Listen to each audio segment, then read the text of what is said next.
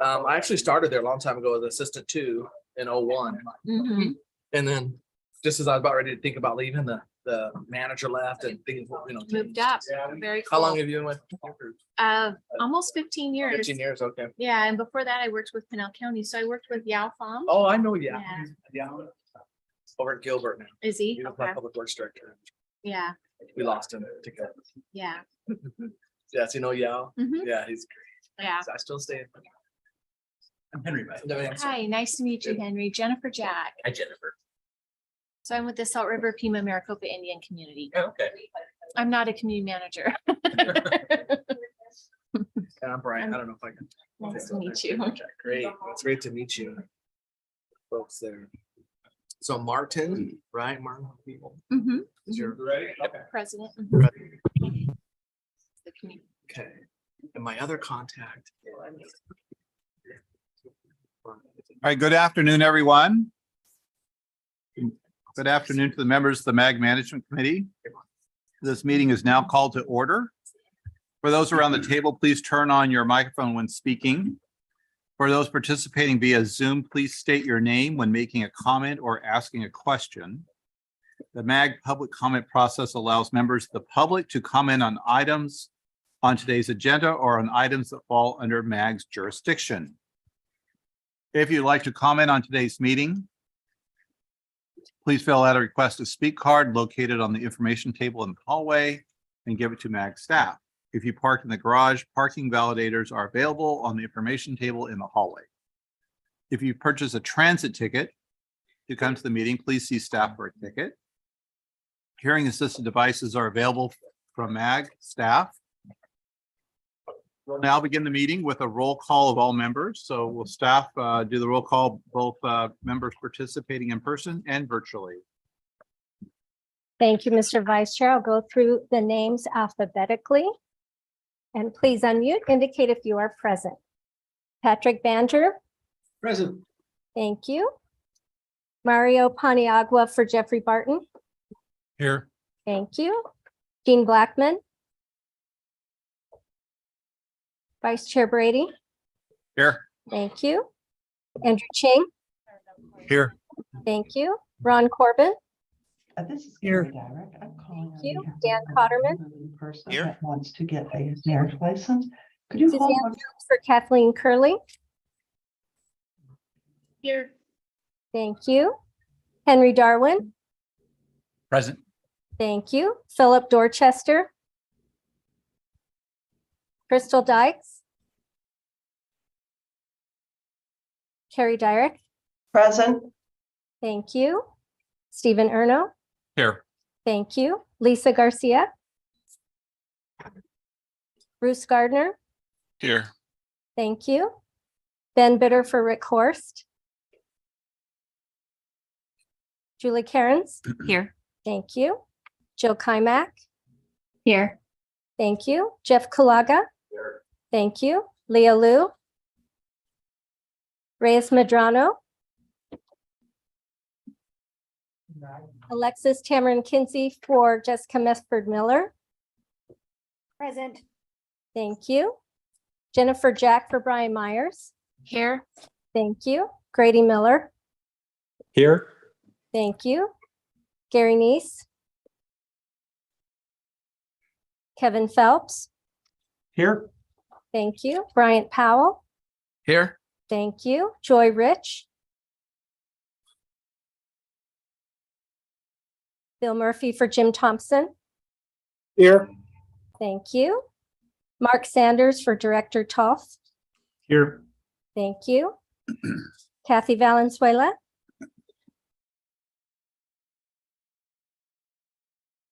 Kathy Valenzuela.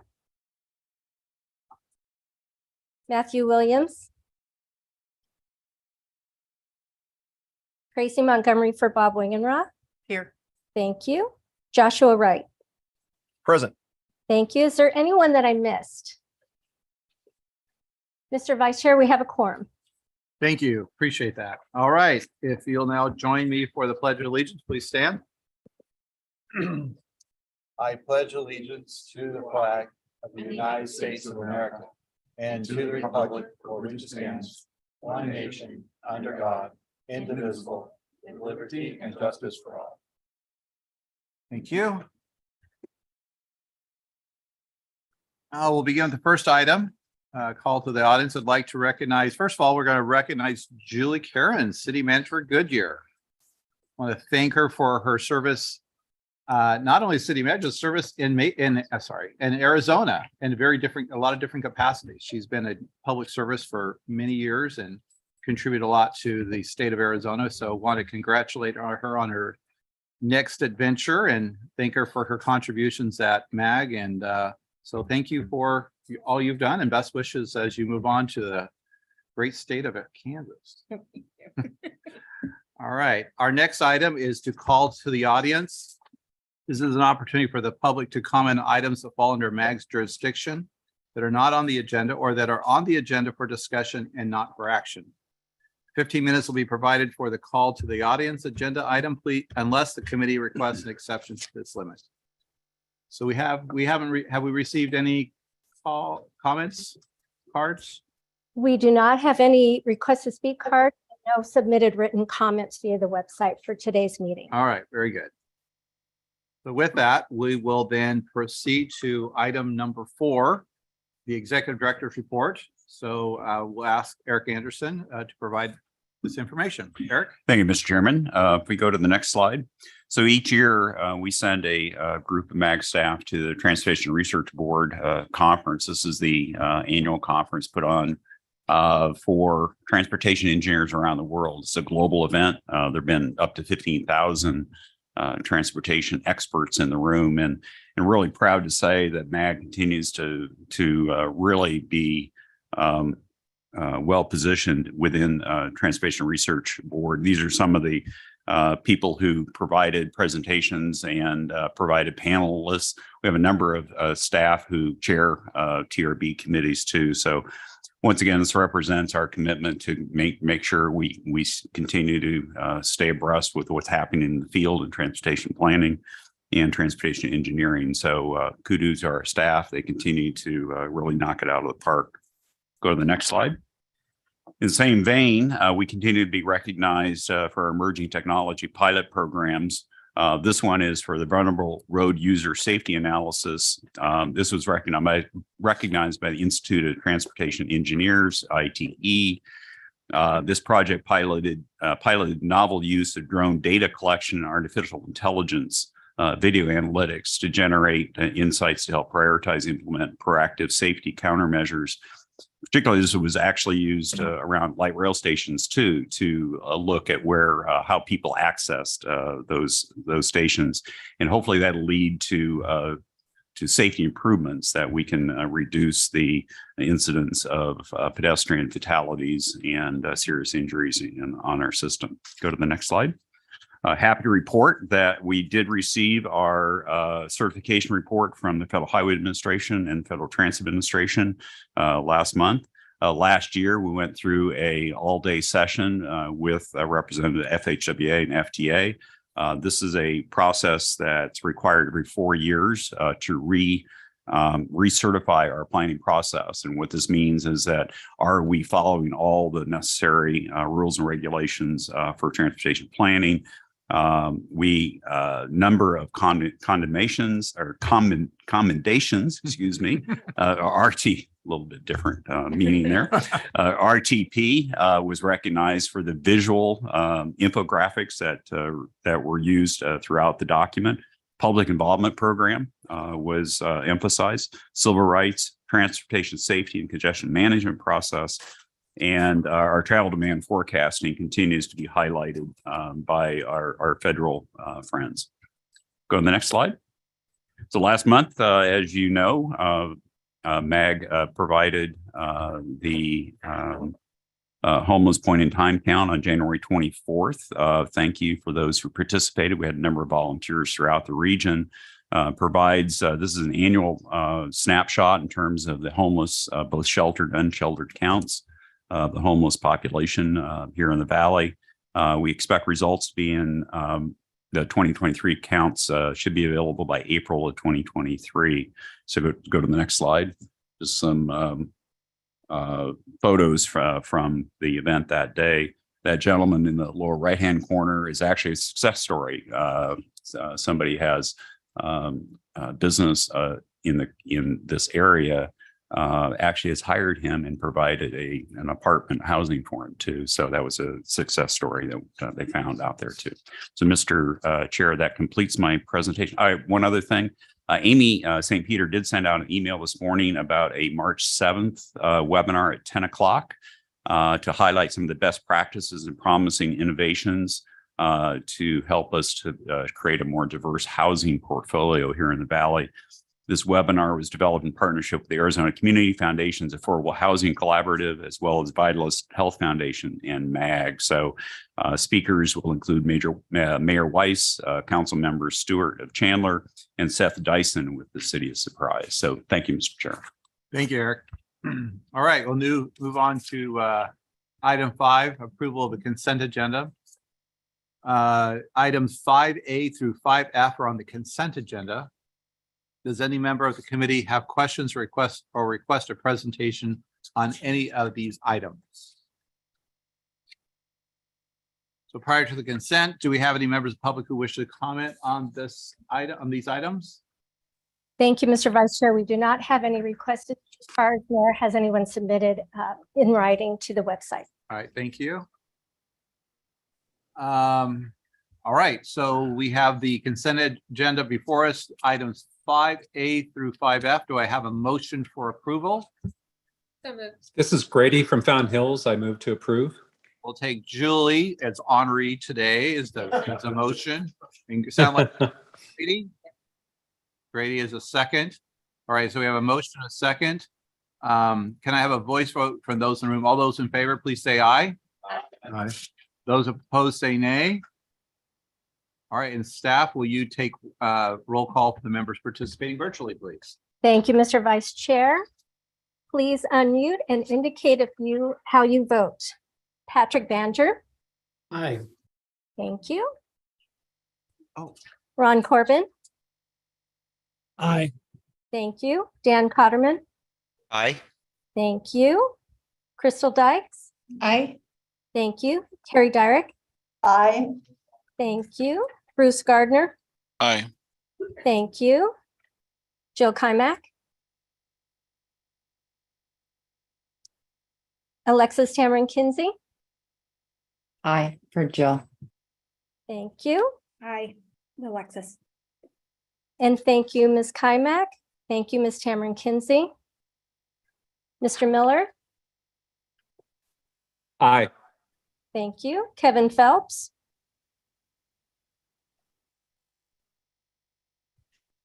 Bill Murphy. Aye. Thank you. Mark Sanders. Aye. Thank you. Kathy Valenzuela. Aye. Thank you. Is there anyone that I missed? Mr. Vice Chair, the motion passes. Thank you. Thank you for that. All right, we'll now proceed to item number 6, election of management committee chair and vice chair. This item is on the agenda for approval.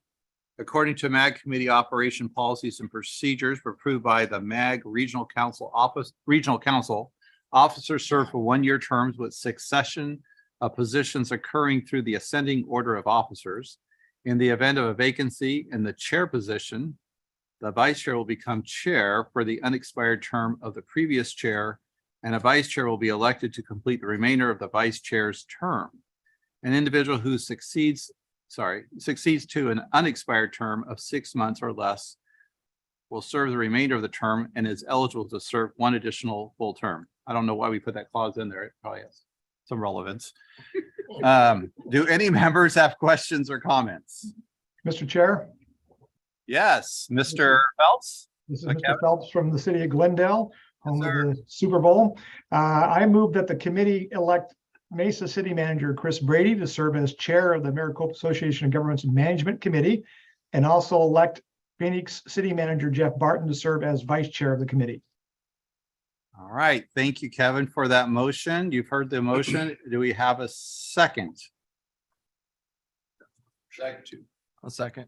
Oh, Can we take can we take those as one motion together or do we have to do them separately? So, Mr. Chair, I think we can do them together. okay, all right, okay. Second. So, all right. Someone else already did. Did Brian, did you do it? Brian did it. Yeah, I planted Brian over there. So, okay. So we have a motion from Kevin Phelps and a second from Bryant Powell from Apache Junction. I'll have a voice vote from those in the room. Those in favor, please say aye. Aye. Those opposed, say nay. Staff, will you take a roll call the members participating virtually, please? Thank you, Mr. Vice Chair. Members, I'll go down the list of members participating virtually. Please unmute and indicate how you vote. Patrick Banger. Aye. Thank you. Ron Corbin. Aye. Thank you. Dan Cotterman. Aye. Thank you. Crystal Dykes. Aye. Thank you. Carrie Dyrek. Aye. Thank you. Bruce Gardner. Aye. Thank you. Jill Kymack. Aye. Thank you. Alexis Tamron Kinsey. Aye. Thank you. Grady Miller. Aye. Thank you. Kevin Phelps. Aye. Thank you. Bill Murphy. Aye. Thank you. Mark Sanders. Aye. Thank you. Kathy Valenzuela. Aye. Thank you. Is there anyone that I missed? Mr. Vice Chair, the motion passes. Thank you very much. We'll now proceed to item number 7, support for the 2023 RAISE grant applications. And is support for the grant applications will be presented by MAG Transportation Improvement Program Supervisor. That's a long, do you have an extra long business card? Patrick Stone. This item is on the agenda for recommendation approval. Patrick, please. Thank you, Mr. Vice Chair, members of the Management Committee. Pleasure to be here to present this item. Next slide, please. So on November 30th, the USDOT issued the NOFO or Notice of Fiscal Year 2023 RAISE grants. That NOFO was then amended on January 5th to add additional funding based on the fiscal year 2023 appropriations bill. As you see on the slide, the original NOFO had 1.5 billion available nationwide. The 23 appropriations bill added another 800 million. One thing to note with these two grants, they do have different requirements. So if you are competing against the 1.5 billion, the maximum award side is 25 million. However, if you'd like to go after the 800 million, the maximum award size is 45 million. Funding for the NOFO or for the grants is split 50-50 between urban areas and rural areas. And I wanted to make a special note of certain set-asides. So within the NOFO, it does identify $115 million minimum for planning grants, and then additionally a $35 million minimum for areas of persistent poverty and historically disadvantaged communities. Applications for this year's RAISE grant cycle are due on February 28th. If I could get the next slide, please. So I'm going to go through the 6 grants that grant applications that MAG received. There are 4 capital grants and then 2 planning grants. The first grant submission is from the City of Glendale for the Central Glendale Infrastructure Improvement. This grant would add active transportation and infrastructure improvements to an area in downtown Glendale, upgrading sidewalks to ADA compliance, adding in LED lighting, and installing missing streetlights to improve visibility. Total project cost is $9.6 million. The city is requesting $7.7 million in RAISE grant funding. Next slide, please. Pause real quick here on this one. So this is a request from the City of Goodyear to widen Camelback Road between State Route 303 and 152nd Avenue. This was going to be a City of Goodyear solo application. I've now been informed the City of Glendale is going to be a joint applicant with the City of Goodyear. As noted, this would widen Camelback Road from the current 2-lane configuration to a 6-lane urban arterial. The city is requesting the maximum of 25 million against a $76 million project. Next slide, please. Moving on, City of Scottsdale, they are looking to do a complete street project in Old Town Scottsdale, essentially adding landscaping, shade, pedestrian, and bicycle improvements along 2nd Street between Goldwater and Drinkwater Boulevards. They will also be providing a bicycle and pedestrian connection along 75th Street. Total project cost just under 20 million, and the City of Scottsdale is requesting 15.3 million in RAISE grant funding. And the final capital project improvement is for the city of Tempe for a new bicycle and pedestrian bridge over Tempe Town Lake. You can read all the different various elements they're going to do. It's a $16 million project. The city is requesting $10.5 million in raised grant funding. Then there are 2 planning grants that were requested by member agencies. The first is the town of Gilbert. They are looking to do design and pre-construction activities to construct a grade separated pedestrian bridge over the UPRR that would connect their heritage district with their Veterans Memorial Park. The town's project cost is 1.9 million with 1.5 million in grant funding. Finally, City of Phoenix, the Levine Area Conveyance Channel. Again, they are looking to do design and pre-construction activities to develop a conveyance channel, which would run from just west of 75th Avenue to 43rd Avenue, updating the design channel to accommodate a 10-year flood event, adding a multi-use path and evaluating pedestrian improvements. Total project cost 6.3 million, and the city is asking for 5 million. Next slide, please. And with that, Mr. Vice Chair, that concludes my presentation. I'd be happy to take any questions from you or the committee. Thank you. All right. Thank you, Patrick. Do any members have any questions or comments? Yeah, Mr. Chair. Yes, Kevin. Yeah, hi, thank you. I just have one quick comment. After the January 26th meeting for the MAG Transportation Review Committee, their recommendations came through to support the RAISE grant. Since that time, we have re-engaged with the city of Goodyear and have agreed to become a co-applicant for the Camelback Road widening, which is State Route 303 to 152nd.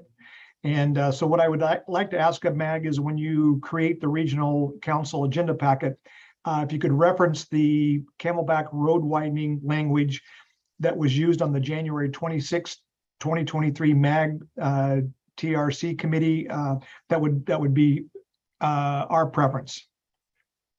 Mr. Vice Chair, Mr. Phelps, yeah, we will update the language and the all the information for regional council to reflect the city of Glendale's participation. Great, thank you. Billy, do you want that kind of a partner? How do you feel about that? I would like to sincerely thank the city of Glendale for joining in on that important regional corridor for us. So thank you. All right. It was our going away present for Julie. Chairman Brady, Yes. this is Dan Cotterman, City of Buckeye. Just a quick question for Julie and maybe Kevin. Was this portion of Camelback part of the one that the state directly provided appropriations for a couple years ago, or is this a different segment? So this is Julie. This is the same segment. The $8 million apportioned by the state legislature was used or is being used for the design work on the roadway. This would actually be for the construction. Got it. Thank you. Any other questions, comments? Anybody else want to join in helping Julie get this project done? All right, very good. So do we have we haven't gotten a motion on this one, right? We just said, okay, is there a motion to recommend approval for, and we're just moving forward all of these projects, correct? Correct. And wishing luck for everybody. All right, do we have a motion to recommend approval?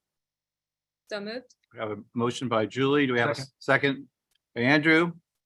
To move forward with this? All right, can we get a, staff, can you, I guess, so we have a motion, a second, all those present, all those in favor, please say aye. Aye. Any opposed?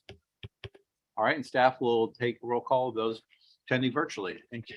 Thank you, Mr. Chair. Members, I'll go down the list of members participating virtually. Please unmute and indicate how you vote. Patrick Banger. Aye. Thank you. Ron Corbin. Aye. Thank you. Dan, Aye. thank you. Crystal Dice. Aye. Thank you. Carrie Dyrek. Aye. Thank you. Bruce Gardner. Aye. Thank you. Jill Kymack. Aye. Thank you. Alexis Tamron Kinsey. Aye. Thank you. Grady Miller. Aye. Thank you. Kevin Phelps. Aye. Thank you. Bill Murphy. Aye. Thank you. Mark Sanders. Aye. Thank you. Kathy Valenzuela. Aye. Thank you. Is there anyone that I missed? Hi, this is Joy Rich, just joined. I'm aye. Thank you, Ms. Rich. And Mr. Chair, the motion passes. All right, thank you very much. We'll now move to item number 8. Item 8 will be presented by MAG Homelessness Program Manager Katie Gentry. This item is on the agenda for information and discussion. Katie? Okay. Thank you, Mr. Chairman and members of the committee. I'm sorry I am not there in person, but wanted to provide a brief update on our work to address homelessness and how we've continued to work collaboratively with all of your staff through the work of the local jurisdiction committee. Next slide, please.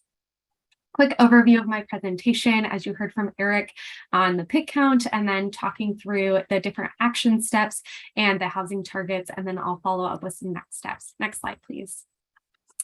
So as I mentioned, with the continuum of care efforts, next slide, please. Eric mentioned this also, we just had a very successful point in time count just 2 weeks ago. And I just want to say a huge thank you to all of your staff who were coordinators at the local level for this event to be successful. We had over 1,000 volunteers. We are expecting results in mid-April, and we'll be coming back to you all and your staff to provide that update in the future. Next slide, please. With that, I want to walk through the Pathways Home updates and give you a quick overview of what is to come with Pathways Home. Next slide. As you may have seen before, every one of the 14 activities within these action steps are underway or ongoing over the next 5 years, with 2 actions now being moved to completed with the completion of the Interdepartmental Teams Toolkit and the Community Court Toolkit. And we really could not do this without hand-in-hand work with the local jurisdiction committee made up of all of your staff.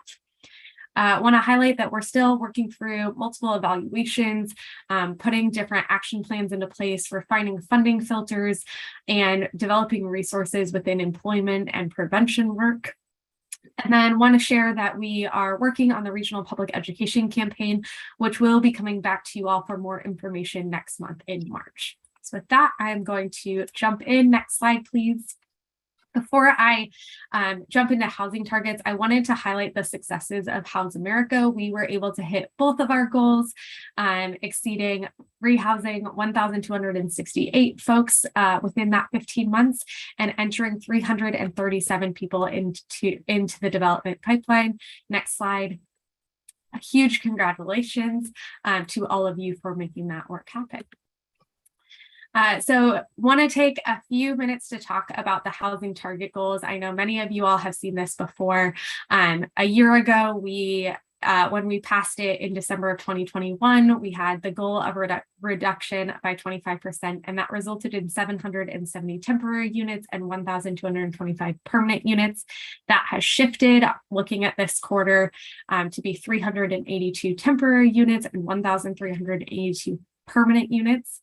Some factors that have gone into these considerations is moving from yearly update into that quarterly update, but we also have more people entering the homeless response system than ever before, and we've made a significant progress with the use of COVID dollars to meet our goals, specifically on the temporary housing side.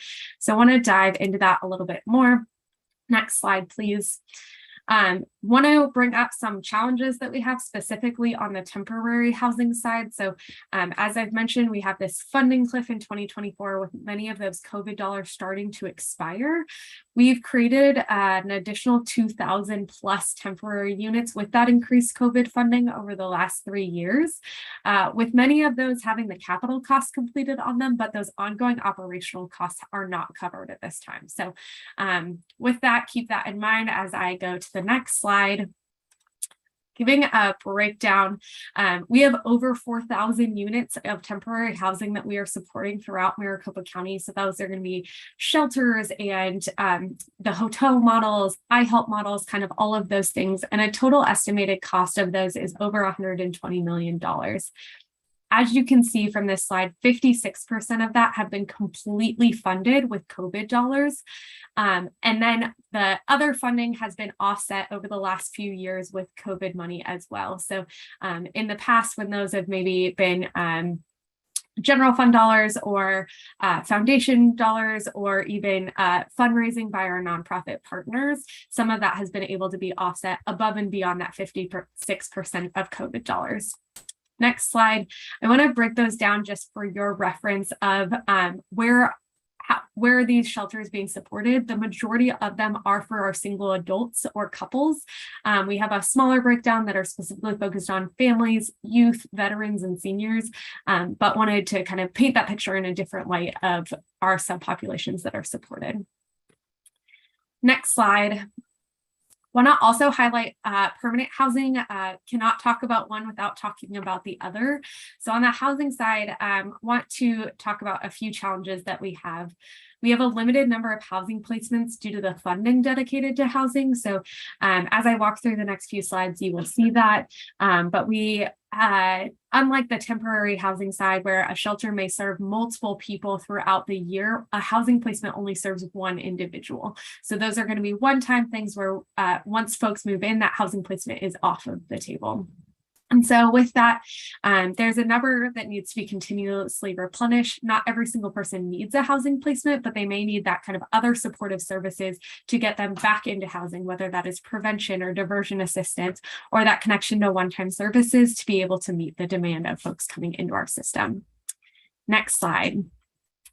Unlike the temporary housing side, the majority of our permanent housing funding is funding not as a result of COVID-19, such as continuum of care funding, access housing funding, and other federal funding sources like the Veterans Affairs and Public Housing Authority units dedicated to people experiencing homelessness. So that COVID response funding you see as kind of our increased in rapid rehousing projects that we've been able to implement throughout COVID-19.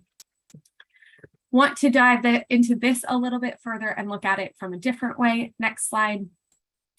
As I mentioned in the previous challenges slide, we have far less housing placements than the need. So when I mentioned our permanent housing, we need 1,382 to be able to reduce homelessness by 25%.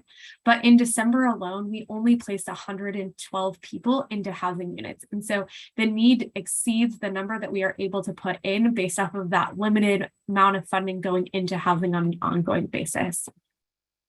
So I give you that background to next slide, talk about some of these key questions.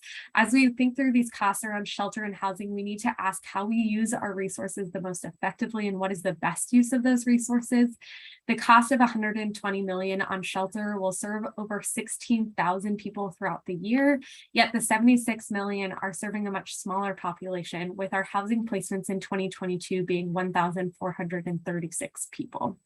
And so how do we balance the funding to ensure effective system and making sure we have pots of funding kind of at every place so that we're able to move people through the system and not keep them stuck at any one section of our system? And then kind of the last question I'll throw out is, how are we leveraging our other partners? We know this is not just on jurisdictions. And so how can we continue to pull other folks into the field, our federal and state partners, our foundations, and our nonprofit partners who are doing this work on the ground? Next slide. I want to talk about some next steps. Next slide.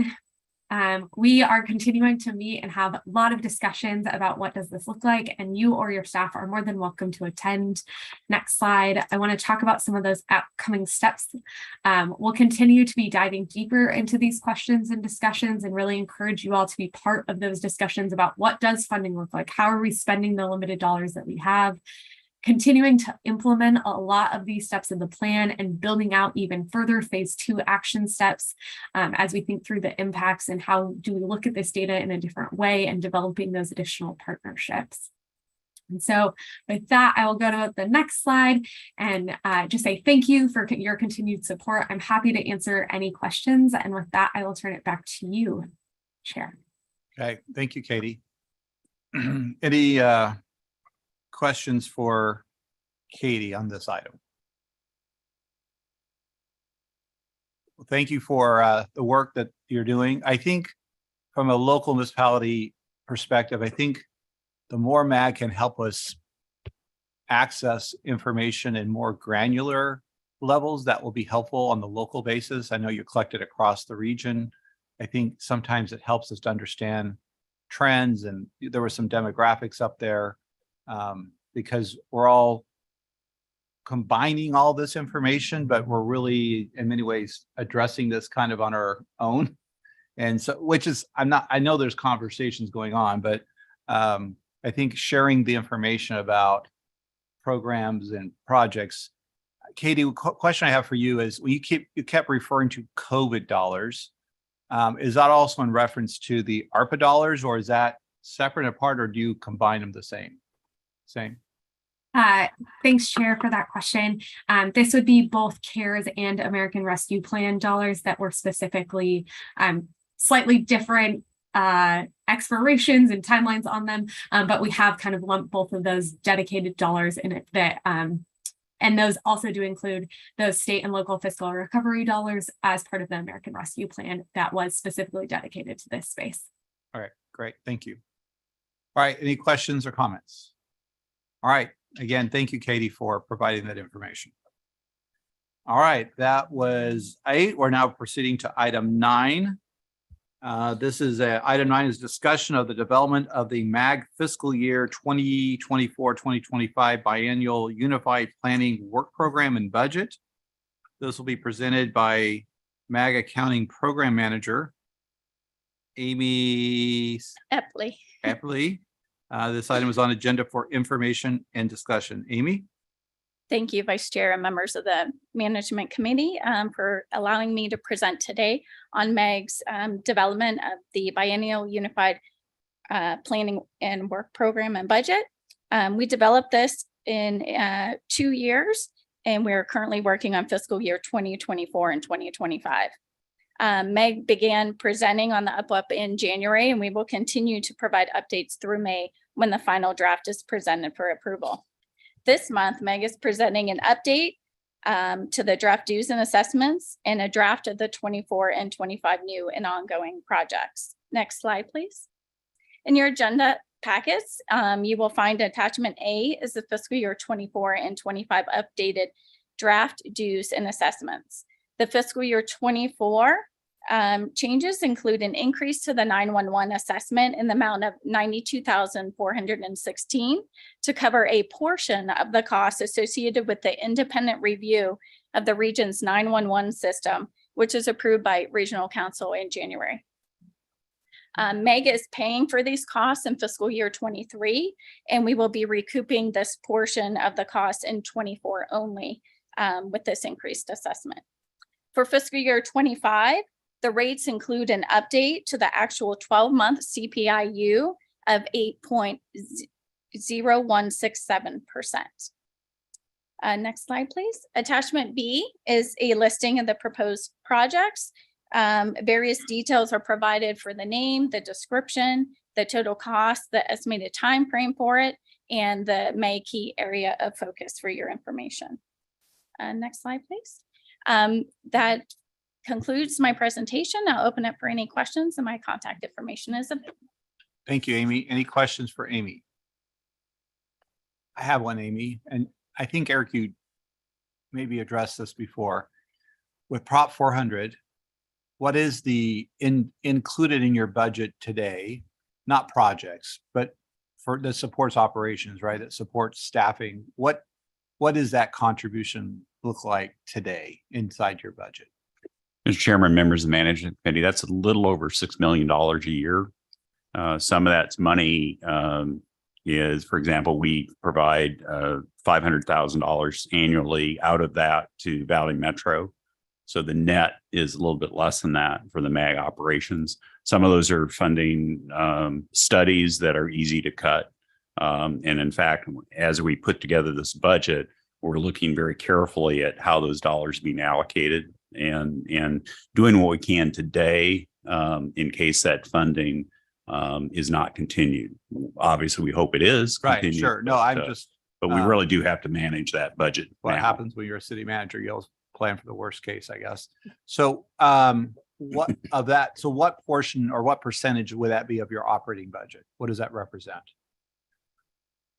I don't have that right at hand. Yeah, I'll have to look that up. I don't have it off. I just don't know. Is that a 10% impact? Is that a 50% impact to what you currently rely upon for your order of magnitude is probably more like 20%. Okay. So I just assess order of that. magnitude. Yeah. But we can get that. Okay. More accurate figure. I think that just it helps us be a lot more sympathetic to what's the challenge ahead, right? As we work through this to understand the impact it has, not just on projects, but maintaining the operations. Okay, very good. Very good. Thank you, Amy. Thank you. All right. Oh, we have to have a vote on that, right? Or was that? No, No. that's information Okay. discussion only, Mr. Chair. All right, very good. All right, so, sorry, get caught up here. We'll move to item 10, which will be presented by MAG Regional Analytics Director, Anubhav Bagley. This is an information discussion. Anubhav, please. Thank you, Mr. Chair, members of the MAG Management Committee. Just here to give a quick update on the next generation of socioeconomic projections that MAG staff is working with all our member agency staff. Next slide, please. So we develop these socioeconomic projections every 3 to 4 years. The last one was done in 2019. We've now received the census data. We've received population projections working with the State Demographer's Office. These are done because of an executive order, but the biggest reason is this is what drives our long-range planning process. This is these projections by sub-area, by planning area, city, traffic analysis zones, tens of different geographies that we produce. These projections are used for all long-range planning projects across the region and the state. Next slide, please. So we received population projections from the State Demographer's Office, been working with the State Demographer's Office, looking at the census data, long-term growth rates, birth rates, etc. Overall, the metro area, so the Phoenix, Mesa, Chandler, MSA, that includes both Maricopa and Pinal County, are projected to grow to about 7.76 million by 2060. So this next set of projections is looking at 40 years out. We are at about 4.95 million at this time, so growth to about 2.8 million some in the next 40 years. That growth is actually lower than the last set of projections just because of declining birth rates this time. So that's, and then along with that, then we work with the University of Arizona, George Hammond at the University of Arizona, developing employment projections that go with that by sector, et cetera, that go along with that. So the employment projections for the region, currently that draft is at about 3.72 million by 2060. Next slide, please. So at this stage, we're at step one, looking at all the data that we collect from our member agencies, land use data sets, current development trends, development projects, et cetera. As we started looking at the base data sets. So we're meeting with all our member agencies. We've met with 20 already. Looking at planning, economic development trends, any projects that may be there, looking at short-term growth. We've also sent out emails and meeting with the staff or trying to figure out, are there any infrastructure constraints, particularly related to water, that we should be incorporating into these long-range projections, because these projections are going to be done by sub-areas, and that's a big thing to bring in. Our plan is to do a draft review with our member agencies in March and then come back and get the final done in June. Next slide, please. That does bring me to the end of my presentation. If there's any member agency that would still love to meet with us, we're happy to come down or have a virtual meeting and discuss these data sets. But our goal is to meet with everybody at least once to review the projections and make sure that these are our member agencies' projections. Happy to take any questions, Mr. Chair. Thank you very much. Any questions? Chris? Yes. I just wanted to say thank you, Anubhav, and your staff, and Scott. I'm, along with Crystal, are members of the management committee that get to be on the MAG PopTac. And it's my first time around doing that, and I'm very impressed with the information and the work you do. You jump right on it. In addition, I wanted to let the managers know that their staff and our staff are very great in following up and being ready to help and help. This information is so important. It's that people understand where we're headed and where the different changes are, so we can be prepared for the growth. To add to this, to have a little fun, because it is Super Bowl week and it doesn't happen a lot. Andy Reid made a comment last night, coach of the Kansas City Chiefs. Evidently his wife is from the Phoenix area and he makes trips, and he was reflecting about the Valley, and he made a comment about how things have changed. And the word he used was politicians. I would change that to MAG, in proper preparation and proper planning, what it does. And what he said was, what an amazing thing has happened here. It's organized. We can get where we need to go. We can do the things we need to do. And he just made that comment, like the people around here and the politicians, they've really done great. And if you know Andy Reid, he's a jokester and has a lot of fun, but they were just asking him what his impression was his media day. to me as an Arizonan and watching from afar how Pinal County is doing, Pima County, Maricopa County, it's just great that we have these statistics that can help drive great information. It precedes the inspiration needed to do the work. And so keep up the great work, keep up the great work. It hurts that we aren't having the progression that we need to have in the discussions about the connection between tax revenue and the production in Prop 400, but that's another day. But I just want to say thank you for all the work that you're doing at Mag PopTech. Thank you, Mr. Powell. Thank you, Mr. Chair. Really appreciate the partnership we have with our member agencies. And just one more thing to add, we do coordinate and actually partner with Central Arizona Government's CAG for doing similar projections for Pinal County, since this is one big region. So we use our technical expertise and work with their staff to do that. Very good. Thanks, Chris. Okay, thank you very much. All right. Let us move to item number 11. Ag Policy and Government Relations Director Nathan Pryor will present a legislative update. Thank you, Mr. Chairman, members of the Management Committee. Focused this conversation today on extension of Proposition 400 at the state legislature. With that, for a number of Mondays now in the Senate Transportation Committee, we've been doing presentations more to the point. John Bolin has been giving presentations to that committee regarding Proposition 400 and current investments and what that has meant for the region. That's been at the request of the chairman, Senator Farnsworth. So much credit to John Bolin doing just a great job in those presentations. This is all leading towards what the chairman intends is to have a vote on his Senate Bill 1122. I'll pivot to that. As introduced by Senator Farnsworth, this is his attempt at half Senate continuation for the region. However, just the components in that bill in its current form are simply unworkable.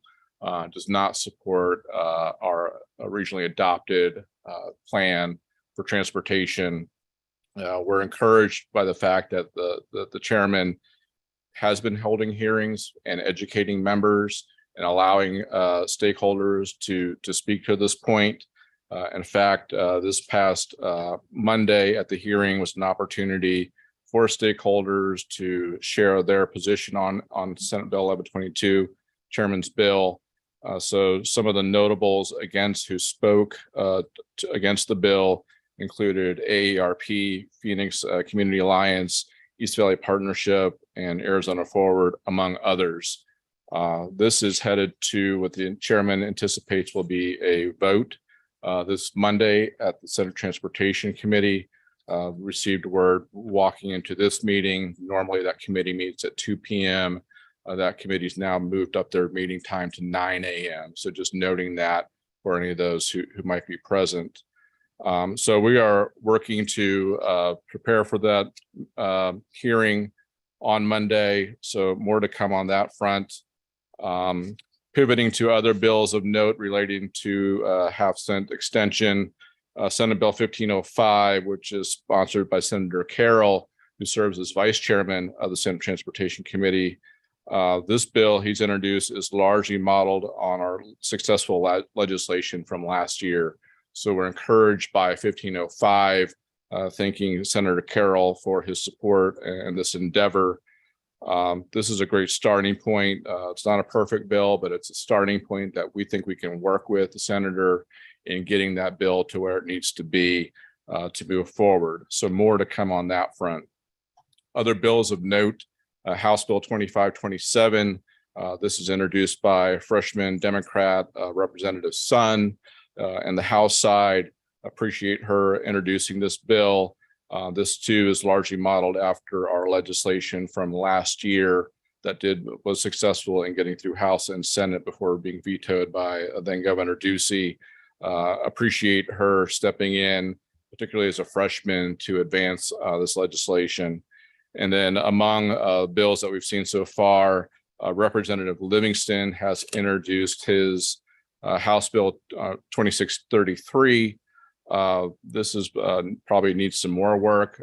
We've been in conversation via our staff and state legislative consultants with the representative So hopefully we'll continue that conversation and get a conservative-led bill on the House side where it needs to be, where we can hopefully be supportive of that effort. All of this is running course in the background of this dynamic between the governor, now Democratic governor, with conservative House and Senate.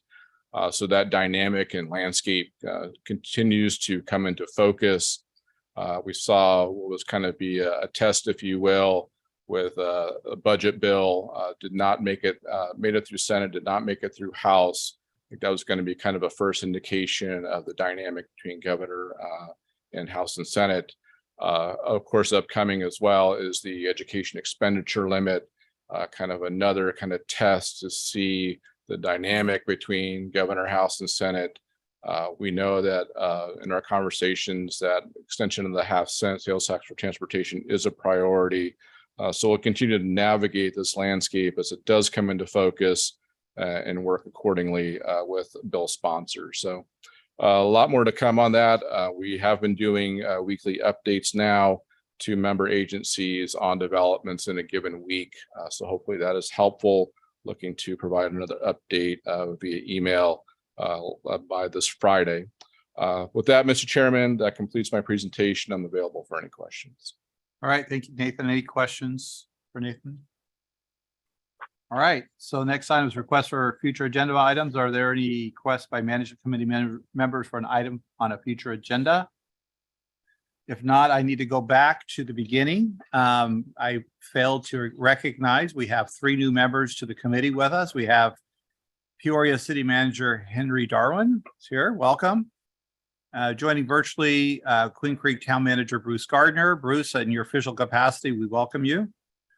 And Arizona Department of Transportation Jennifer Toth, who was unable to join us today, but will be here for the March meeting. She's moved from the county to the state. Am I getting that right? So we'll look forward to welcoming her in March. All right. So with that, the next meeting of the Management Committee will be Wednesday, March 8th at noon. With no further business, today's meeting is adjourned. Thank you all very much. Does that mean you're chair?